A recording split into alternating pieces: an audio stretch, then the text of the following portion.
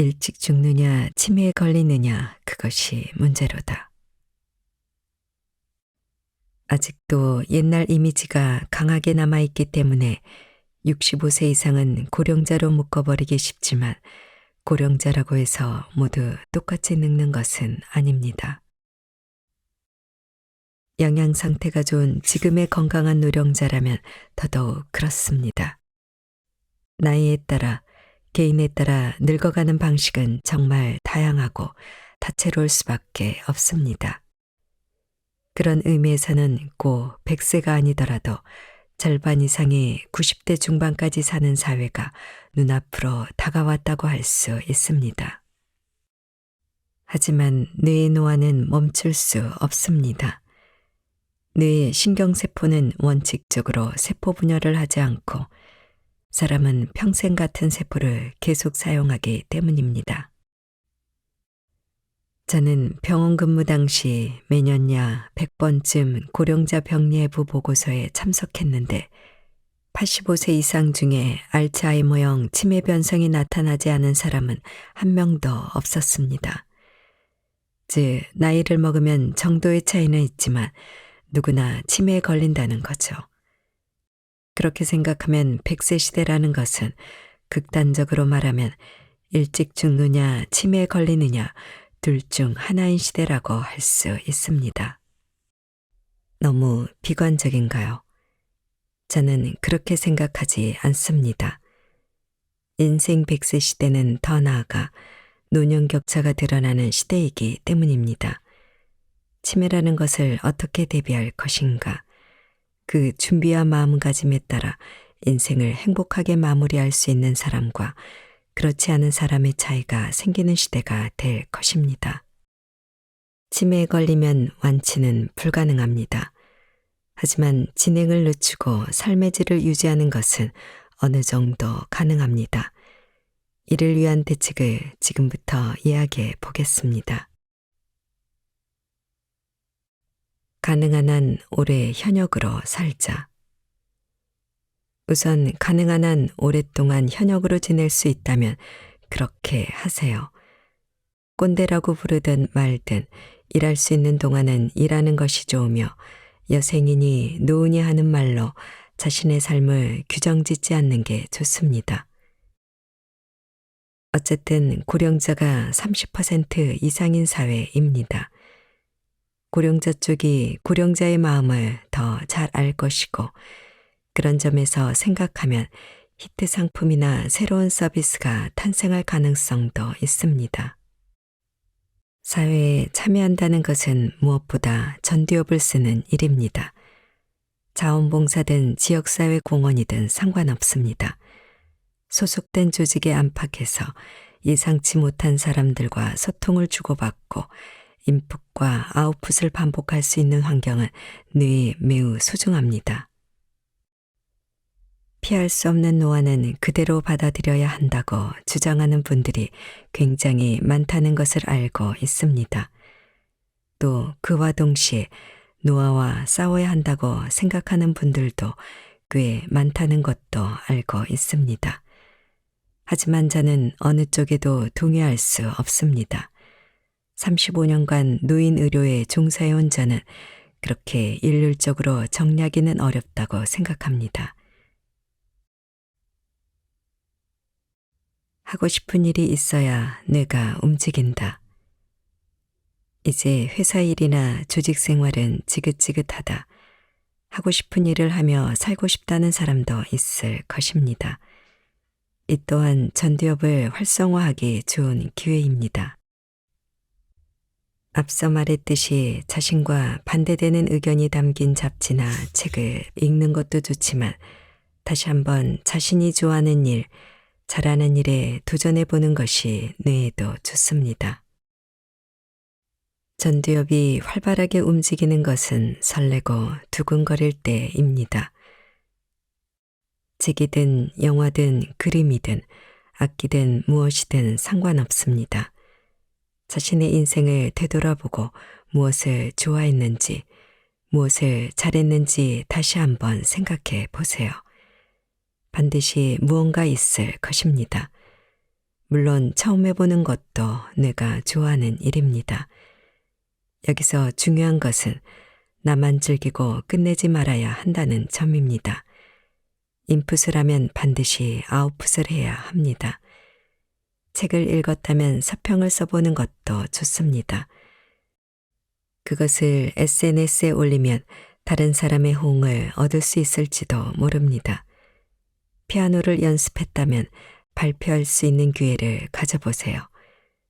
채소 재배에 푹 빠졌다면 누군가에게 나눠주세요. 이때 중요한 것은 상대방이 재미있다, 대단하다, 맛있다고 생각할 수 있는지의 여부입니다.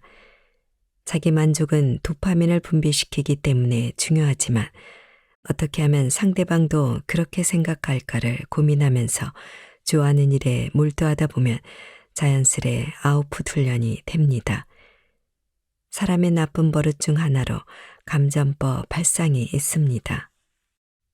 특히 지금의 70대, 80대는 어쨌든 완벽해야 한다, 단점은 없애야 한다고 생각하는 경향이 있습니다.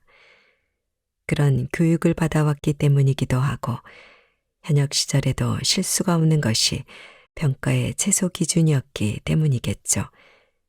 하지만 현대인은 약간 흠이 있더라도 재미가 있느냐 없느냐가 관건입니다. 문장이든 그림이든 악기 연주든 완벽을 목표로 한다면 그것은 정말 아마추어입니다. 지금 세상에서 진짜 프로는 약간의 단점이 있더라도 사람을 끌어당기는 재미가 있으면 됩니다. 조직을 떠나 모처럼 자유로워졌으니 완벽함에서 벗어나 재미를 추구해도 되지 않을까요? 개그맨 같은 것을 목표로 하라는 이야기가 아닙니다. 물론 개그를 하면서 남을 웃기는 일도 좋겠지만 제가 말하고 싶은 것은 다른 사람의 지적 호기심을 자극하거나 관심을 모을 수 있는 일을 해보라는 말입니다. 자극이 없는 한 뇌는 퇴화한다. 다시 한번 강조하지만 나이가 들었다고 해서 지금 할 수 있는 것을 포기하면 안 됩니다. 이것이 정말 중요합니다. 평소에 요리를 자주 하는 사람은 계속 하세요. 불을 끄는 것을 잊을까봐 두렵다면 가스레인지를 인덕션으로 바꾸면 됩니다. 돈도 씁시다. 코로나로 3년 동안 조용히 지냈으니 금전적 여유도 생겼을 것입니다. 게다가 지금의 70대, 80대는 종신고용, 연공서열제 혜택을 누린 세대입니다. 정년퇴직 당시 연봉이 1억 원에 가까웠던 사람의 경우에는 3억 원이 넘는 퇴직금을 받은 사람도 많습니다. 그 돈으로 자신에게 자극이 될 만한 일을 찾으면 노후를 건강하게 보낼 수 있는 자양분이 됩니다. 현실적으로 저축이 2억 원 있다고 가정했을 때 노는 데에만 매달 500만 원씩 쓰는 사람은 거의 없습니다. 오래 살면 살수록 돈을 쓰지 않게 됩니다. 간병자금도 요양원에 들어가면 식비 포함 월 150만 원에서 200만 원이면 충분하고 연금으로 충당할 수 있습니다. 그러니 70대, 80대가 되어 저축이 줄어들지 않는다는 생각이 들면 전두엽을 사용하기 위해서라도 자신의 즐거움을 위해서라도 주저하지 말고 돈을 쓰며 움직였으면 좋겠습니다. 취미인 골프를 매주 즐긴다. 음악을 좋아한다면 일주일에 한 번은 콘서트를 간다. 맛집에 가본다. 그동안 사치라는 생각에 포기했던 것에 과감하게 돈을 써보세요. 자동차를 좋아한다면 포르쉐를 사보는 것도 좋습니다. 늘 꿈꿔왔던 캠핑카를 사서 여행을 떠나는 것도 좋습니다. 분명 신나고 활기찬 자신을 느낄 수 있을 것입니다. 그것이 바로 전두엽이 활동한다는 증거입니다. 무엇보다 당신이 지금까지 열심히 일해서 모은 돈이니까요. 그 돈을 즐거운 일에 쓰는 것이 건강하게 오래 살 수 있는 길입니다. 소소한 예이지만 외식업계의 다양한 점심 메뉴를 보고 있으면 이 시대에 태어나서 다행이라는 생각이 절로 듭니다. 도시에 산다면 거리를 산책하면서 마치 해외여행을 온 것처럼 여러 나라의 요리를 먹어보는 것도 좋습니다. 제가 목보라서 그런 것일 수도 있지만 지방 도시에서 차를 타고 돌아다니면 다양한 맛을 만날 수 있습니다. 그런 의미에서 한 번도 가보지 않은 곳으로 여행을 떠나는 것은 좋은 시도입니다. 지난 3년간 코로나 사태로 우리의 생활은 많이 바뀌었습니다. 시키는 대로 집에서 조용히 지낸 사람과 압력에 굴하지 않고 계속 움직인 사람 사이에는 전두엽에 큰 차이가 생겼을 거라고 저는 생각합니다. 특히 집에 있어라, 밖에 나가지 마라 라는 압력을 진지하게 받아들일 수밖에 없었던 70대, 80대가 가장 큰 피해자라고 할 수 있습니다. 집에 틀어박혀 있는 동안 다리와 허리가 약해지고 전두엽도 자극을 받지 못해 심신이 쇠약해진 사람이 많습니다. 그런 반면에 사람이 없어서 좋고 저렴하게 여행을 즐길 수 있게 되었다며 여기저기를 돌아다닌 사람들은 의외로 지금도 행복해 보이니 아이러니가 아닐 수 없습니다. 외출을 하면 기분이 좋아집니다. 햇볕을 쬐거나 행복감을 느끼면 세로토닌이 분비되어 의욕과 행복감이 더욱 높아집니다. 이때 전두엽을 자극할 수 있도록 가급적 가보지 않은 곳에 가보세요. 일상과 다름없는 루틴은 전두엽에 자극이 되지 않습니다. 평소처럼 편한 상태에서는 뇌가 전두엽이 아닌 다른 부분에서 정보를 처리하려고 합니다. 전두엽은 지금까지 경험해보지 못한 것, 예측할 수 없는 것을 다룰 때 작동하니 여행이 딱 좋습니다. 기분이 들뜨는 것도 뇌가 작동하고 있다는 증거이고 즐거움을 느끼면서 처음 가본 곳에서 새로운 자극을 받으면 전두엽에는 더할 나위 없이 좋은 일입니다. 즐기는 사람이 이긴다. 나이를 먹어도 전두엽을 쓰면 쓸수록 활성화됩니다. 그리고 전두엽의 가장 좋은 자극은 즐거운 일을 하는 것입니다. 다만 전두엽은 나이가 들수록 약한 자극에는 반응하지 않습니다. 젊었을 때는 저렴한 스테이크를 먹으며 별로 웃기지 않은 개그맨의 입담에도 웃음을 터뜨릴 수 있습니다. 하지만 경험이 풍부한 고령자는 음식이든 개그든 콘서트든 어느 정도 수준이 높지 않으면 만족을 느끼지 못합니다. 그렇기 때문에 더욱 돈을 써서 즐겁다고 느낄 수 있는 자극을 찾았으면 합니다. 코로나 이후의 사회에서는 즐거움을 빼앗는 일만 추진되었습니다. 그 피해를 가장 많이 받고 있는 것은 고령자입니다. 즐기지 않으면 면역력이 떨어지고 젊은이보다 더 빨리 전두엽 기능도 저하됩니다. 초고령 사회에서 나이 먹는 것을 즐기지 못하면 버틸 수 없습니다. 후손들을 위해서라도 꼭 저분 참 괜찮다, 저분은 진정으로 인생을 즐기는 사람이다 라는 말을 듣게 되면 좋겠습니다. 나이대별 전두엽 단련법. 40대. 더 이상 젊지 않다. 오늘부터 전두엽을 관리하라. 전두엽의 노화는 40대부터 시작됩니다. 빠른 경우에는 위축되는 현상을 영상으로 확인할 수 있을 정도입니다. 본인이 당사자라면 너무 충격적일 수도 있지만 하루빨리 현실을 직시하고 대책을 세우면 노화를 막을 수 있습니다. 1. 이분법적 사고를 버리고 2. 실험하고 3. 운동하고 4. 다른 사람과 소통하고 5. 아웃풋에 신경을 써야 합니다. 40대 후반은 행복지수가 가장 낮아진다는 연구 결과가 있습니다.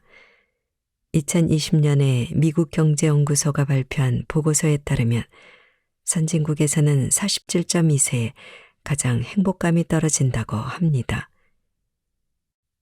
50세 전후나 40대라는 조사 결과도 있고 어느 정도 편차는 있지만 그 이후 나이가 들수록 행복지수가 높아진다는 것은 어느 연구 보고서에서나 일치합니다. 그러니 40대라면 이 시기만 잘 넘기면 된다고 생각하세요. 50대가 된 이후 피곤하다, 의욕이 없다는 말이 나오지 않도록 지금 전두엽을 잘 단련해 놓으면 됩니다. 왜 40대 후반에 행복감이 가장 낮아지는지에 대해서는 여러 가지 설이 있지만 이때가 중년의 위기 중 가장 마지막 고비인 탓이 큽니다. 전두엽의 노화 때문도 있지만 이 시기에 나는 안 된다는 비관적인 생각이나 우울증에 빠지지 않도록 미리 조심할 필요가 있습니다. 또 남성의 경우에는 남성 호르몬의 일종인 테스토스테론 감소에 주의해야 합니다. 테스토스테론은 의욕과 집중력, 판단력, 호기심 등 고차원적인 기능과도 밀접한 관련이 있습니다. 테스토스테론은 성적 자극을 받으면 증가하기 때문에 그런 영상을 보거나 여성과 데이트를 하는 것도 좋지만 40대, 50대가 되면 10에서 20%의 사람들은 그런 것에는 관심이 없다고 할 정도로 테스토스테론 수치가 낮아집니다. 그렇게 되면 남성 갱년기 증상으로 기억력 장애가 나타날 수 있습니다. 뇌에는 해마라는 기억 여부를 결정하는 중요한 부위가 있는데 해마에는 아세틸콜린이라는 신경 전달 물질이 필요합니다. 이 아세틸콜린을 작용시키는 것이 바로 테스토스테론입니다. 따라서 기억력 장애와 의욕 저하가 발생하면 전두엽 기능과 테스토스테론 분비 저하를 의심해 볼 수 있습니다. 우울증과 남성 갱년기는 모두 치료가 가능합니다. 치매의 경우는 어렵지만 우울증이든 테스토스테론 저하든 약물이나 주사를 통해 치료할 수 있습니다. 보험 적용을 받으면 2주일에 한 번에서 한 달에 한 번씩 일정 기간 치료를 받게 됩니다. 이 치료를 받으면 의욕이 생기고 나이가 많은 사람 중에도 머리가 맑아졌다는 사람이 있습니다. 적어도 검사는 보험이 적용되기 때문에 의욕이 떨어진다 싶을 때는 일단 검사를 받아보는 게 좋습니다. 검사 결과 테스토스테론 수치가 낮으면 치료도 보험 적용이 됩니다.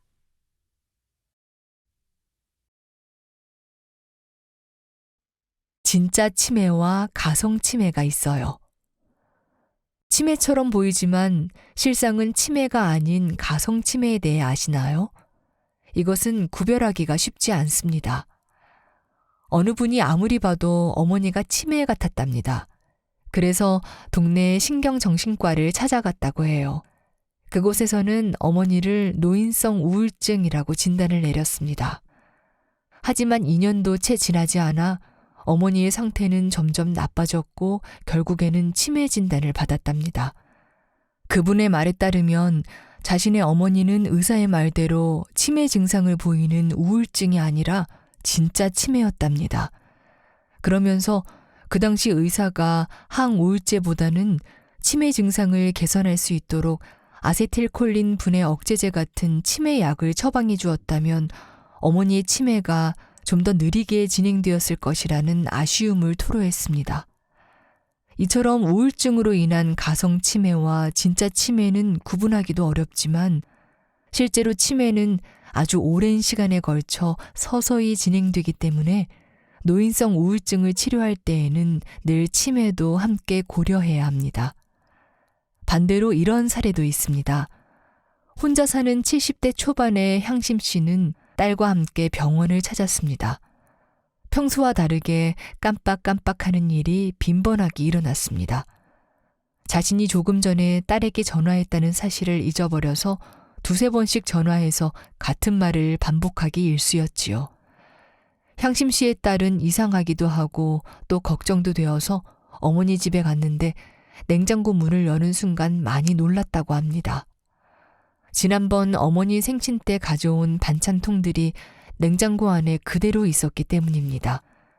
그러면서 오빠는 이민을 간 지 오래됐는데 어머니는 오빠가 마치 같은 아파트 단지에 사는 것처럼 이야기도 했다고 합니다. 그런 모습을 본 딸은 밤새 잠을 잘 수가 없었답니다. 결국 병원에 가서 치매 검사를 비롯해 뇌 영상 검사까지 받았다고 했죠.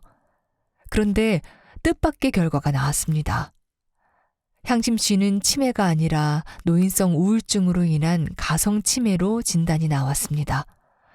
향심 씨는 2달 정도 치료를 받은 뒤부터는 증상에 호전을 보였습니다. 물론 이 경우는 연세가 있으시니까 앞으로는 치매도 염두에 두어야겠지만요. 노인성 우울증의 착각. 방금 살펴본 것처럼 치매와 노인성 우울증으로 인한 가성치매는 노년기에 가장 흔히 발생하는 질환으로 이 둘을 구분하기는 쉽지 않습니다. 노인성 우울증. 여기서 노인성이라는 말은 주로 노인층에서 그런 증세가 나타나서 붙여진 말입니다. 노인성 우울증은 오래된 자동차처럼 몸이 생물학적으로 약해진 데다 노년기에 경험하는 여러 종류의 상실에서 비롯됩니다.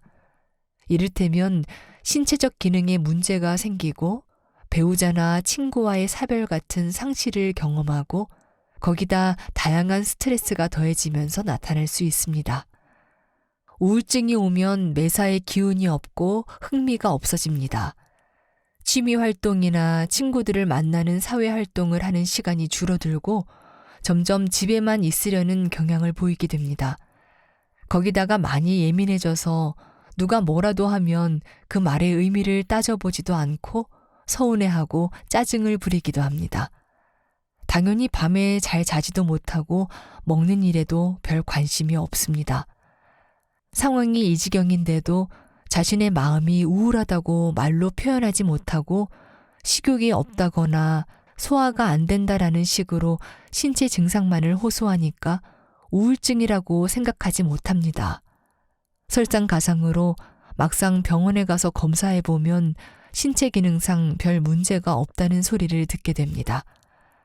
문제는 노인성 우울증으로 인한 가성치매는 집중력이 떨어져서 치매처럼 보인다는 점입니다. 다시 말해 뇌의 정보는 저장되었지만 집중력이 떨어져서 그 정보를 인식하거나 끄집어내지 못합니다. 예컨대 방금 들었거나 했던 일도 금세 까먹어서 반복해서 말하기도 하고 반복해서 행동하는 경향을 보이죠. 또는 드라마를 보면서 느낀 것을 표현하고 싶어도 집중력이 떨어져서 그 드라마의 내용을 제대로 인식하지 못하니까 옆에 있는 배우자나 자녀에게 표현하기도 쉽지 않습니다. 이런 상황에서 본인이 나 치매 아니야? 라고 생각한다면 치매가 아니라 가성치매일 가능성이 큽니다. 왜냐하면 자신의 상황을 제대로 판단하고 있기 때문입니다. 이를테면 당신 아침에 들고 나간 우산을 안 가져왔네? 라고 할 때 치매가 아닌 사람은 아까 빵집에 갔을 때 두고 왔구나 라고 합니다. 반면에 치매인 사람은 어떤 경험이 뇌에 저장되지 않으니까 내가 언제 우산을 가지고 나갔냐라며 도리어 상대방이 무안할 정도로 화를 내지요. 이처럼 치매 환자 스스로 자신의 치매를 의심하는 사람은 없습니다. 되레 자신은 아무 문제도 없다고 우기는데 대개는 주변 사람들이 이상하다고 생각해서 병원에 데려가지요. 따라서 나 혹시 치매 아니야? 라고 생각했다면 자신의 행동을 뇌에 저장했다는 뜻이고 또 벌어지고 있는 상황에 대한 판단력에도 문제가 없으니 치매가 아닌 가성치매일 확률이 높다고 할 수 있습니다. 그렇기 때문에 우울증으로 인한 가성치매의 경우 약물 치료를 받게 되면 세로토닌과 같은 신경 전달 물질의 분비량이 늘어나서 떨어진 집중력이 다시 원상태로 돌아올 수 있습니다. 그러면 기억력을 포함한 여러 인지 기능은 다시 좋아질 것입니다. 하지만 노인성 우울증은 만성화되면 아무 활동도 하지 않고 밥도 제대로 먹지 않고 혼자 있거나 가만히 누워 있으려고만 합니다. 그러면 신체 건강에도 문제가 생길 뿐만 아니라 뇌 활동이 멈춰서 인지 기능에도 빨간불이 켜집니다. 그러다 실제로 치매로 이어질 수 있습니다. 치매임을 알려주는 단서를 확인하세요. 치매 판정 전에 확인할 수 있는 것. 대부분 가족이 치매 판정을 받으면 그제야 그때 그런 이상한 행동이 치매 때문이었구나 라고 회상하면서 많이 속상해합니다. 때로는 너무 늦게 진단을 받았다고 후회하며 형제들끼리 서로를 탓하기도 합니다. 치매를 숨기지 않았으면 어땠을까요? 치매를 조금 더 빨리 인지했다면 어땠을까요? 하루빨리 치매에 대한 인식이 바뀌어야 하는 이유입니다. 그래야만 주변 사람에게서 치매의 단서가 보일 때 망설이지 않고 본인에게든 가족에게든 즉시 알릴 수 있을 것입니다. 치매를 빨리 인지해야 하는 이유 중 가장 큰 이유는 빠르게 대처하면 치매 증상이 없어질 수도 있기 때문입니다. 치매임을 알 수 있는 단서들이 계기가 되어 치매 검사를 받고 치매로 판정을 받았을 때 뇌에 생긴 문제를 잘 해결하면 나아질 수 있습니다. 아니면 약을 써서 치매의 진행 속도를 최대한 늦출 수 있습니다. 나아가 치매 판정을 되도록 일찍 받을수록 치매 환자 자신을 비롯해 돌보는 가족이 치매를 인정하기 수월하겠죠. 치매 환자를 어떻게 돌볼지 계획을 세울 때도 우왕좌왕하지 않을 수 있습니다. 마치 암에 걸린 사람이 자신이 암이라는 사실을 일찍 알았을 때 자신의 미래를 스스로 준비할 수 있는 것처럼 말입니다. 인지 기능이 그나마 원활할 때 자신이 치매임을 안다면 자신과 관련된 중요한 결정을 직접 할 수도 있겠죠. 또 앞으로 남은 시간을 좀 더 의미 있게 보낼 수 있을 것입니다. 기초적인 것을 못하게 된다. 지금부터 치매임을 알려주는 단서는 어떤 것이 있는지 예를 들어보겠습니다. 어느 분이 직장에서 정신없이 일하고 있는데 어머니에게서 전화가 왔답니다. 집 비밀번호가 생각이 나지 않는다고요. 처음에는 그냥 그럴 수 있지라고 생각했다고 합니다. 그런데 일주일이 지난 뒤에 어머니가 똑같은 내용으로 다시 전화를 했답니다.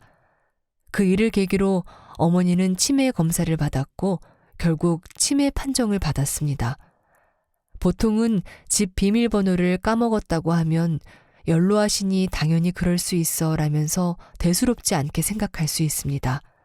하지만 그런 일이 2번, 3번 반복이 된다면 무심코 흘려보내지 말고 잘 살펴보아야 합니다. 이런 일도 종종 일어납니다. 복지관에서 민자 씨는 진희 씨를 보자 얼른 안아주었습니다. 그러면서 아니 이틀씩이나 오지 않고 무슨 일 있었어? 걱정했잖아 라고 했는데 진희 씨가 하는 말이 나 복지관 수업 빠진 적 없어. 내가 왜 결석을 해? 라고 했답니다. 진희 씨가 복지관 수업에 이틀이나 빠졌다는 사실은 함께 수업을 듣는 모두가 아는 사실임에도 자신은 수업에 빠지지 않았다고 우겨댔으니 이런 것도 치매임을 알 수 있는 단서입니다. 옷차림이나 신발처럼 외적으로 보이는 모습도 치매임을 알 수 있는 단서가 됩니다.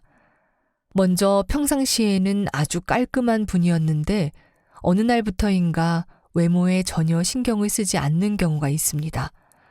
이를테면 외출할 때 빗질도 제대로 하지 않고 늘 하던 화장도 그만둬 버리죠. 어느 분은 신발도 많은데 하필이면 뒤축이 다 닳아서 약간 찢어지기까지 한 신발만 신겠다고 고집을 부린답니다. 이런 것만이 아니라 5월이 지나 6월이 지났는데도 자신은 춥다며 내복 입기를 고집하거나 얇은 오리털 조끼를 입으려 한다면 이것도 치매임을 알 수 있는 충분한 단서입니다. 이런 부부도 보았습니다. 이 부부는 아내가 평생 남편의 월급을 관리했지요. 생활비를 충당하고 저축하고 공과금 내는 일을 아내가 다 했는데 언제부터인가 돈 관리가 엉망이었다고 합니다. 은행에서 매달 연금을 찾아오면 어디에 두었는지 또 어디에 썼는지 몰랐다고 합니다. 아내는 남편이 물어도 대답할 수가 없었고 남편에게 돈 관리가 넘어가기까지 수개월 동안 살림살이에 구멍이 뚫렸다고 합니다. 치매가 오면 요리도 못하게 됩니다. 주부 경력이 수십 년이 넘으면 평상시에 자주 해먹은 음식은 눈 감고도 재료를 손질하고 양념을 가늠할 수 있다고들 하지요. 하지만 치매가 오면 그렇게 많이 끓여본 된장국을 어떻게 끓여야 하는지 그 방법이나 순서를 기억하는데 구멍이 뚫립니다. 그래서 음식 맛이 이상하거나 아니면 아예 음식을 하지 못하게 되는 수준이 되죠. 우리 가족 중에 치매가? 치매는 함께 사는 가족이라면 알아차리기가 쉽습니다. 매일 먹던 음식 맛에 문제가 생기니까요. 문제는 혼자 사는 어르신들입니다. 앞에서 언급한 어르신처럼 혼자 사는 경우 아무래도 먹는 것이 소홀해져서 연쇄적으로 문제가 발생하게 됩니다. 음식을 할 수 없으니 잘 먹을 수 없고 심지어는 음식이 상했어도 알아차리지를 못해서 상한 음식을 먹는 일도 벌어집니다. 1. 충분한 관심을 보이세요. 부모님이 혼자 사신다면 자녀들은 자주 방문해서 냉장고를 비롯해 집안 곳곳을 잘 살펴보아야 합니다. 한 가지 주의해야 할 것은 전화로 통화하면서 확인하는 일은 별 도움이 되지 않는다는 사실입니다. 전화로는 치매를 알 수 있는 단서들을 콕 잡아내기가 쉽지 않기 때문입니다. 우리가 뭔가를 하면서 전화를 받아도 상대방이 어지간해서는 눈치채기 어려운 것처럼요. 그래서 우리는 더더욱 치매 상식이 필요한데 치매를 제대로 알지 않으면 치매임을 알려주는 단서들을 놓쳐버리기 쉽습니다. 이를테면 매사에 고집을 부린다든지 말할 때 각을 세우기도 하고요. 누군가의 싫은 모습이 마음에 걸리면 그 사람에 대해 계속 좋지 않은 말을 합니다. 그래서 가족들은 우리 어머니가 나이 들수록 괴팍해지는 성격 같다라고만 생각하죠. 2. 말을 주의 깊게 들어주세요. 치매임을 알 수 있는 또 한 가지 단서는 대화할 때 본인이 원하는 단어를 떠올리지 못해서 계속 그거 있잖아, 왜, 거기서처럼 두루뭉실한 말을 많이 한다는 사실입니다. 상황에 맞지 않는 단어를 사용하기도 합니다.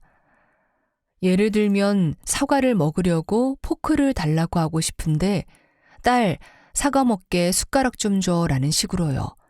했던 말을 계속 반복하기도 하죠. 말하는 것만이 아니라 상대방의 말을 듣고 이해하는 일도 점점 힘들어집니다. 하지만 이런 모습은 처음 보거나 가끔 만나는 사람보다는 평상시 서로 가깝게 지내는 관계일 때 알아차리기가 훨씬 쉽습니다. 3. 바깥 활동을 얼마나 하는지 살피세요. 마지막으로 모임도 많고 활동적인 사람이었는데 갑자기 사람을 피하고 종일 집에서 혼자 있으려고만 하는 경우입니다. 기억력에 문제가 생겨 모임에서 실수를 여러 번 했고 자신도 어렴풋하게나마 실수를 느꼈기 때문입니다. 혼자 살거나 평소에 내향적인 사람이라면 이런 것까지 남들이 알아채기는 쉽지 않을 테니까요.